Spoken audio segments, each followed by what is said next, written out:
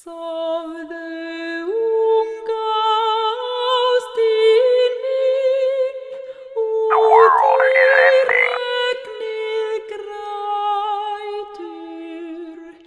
Mamma geymir gullin þín. Why is it? Why is it you kill my people? Nanda told Kariwa.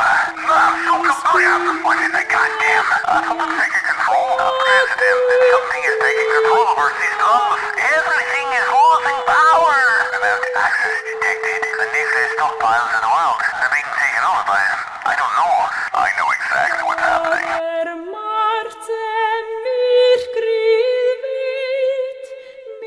Dr. Howard spoke a lot about this paradise.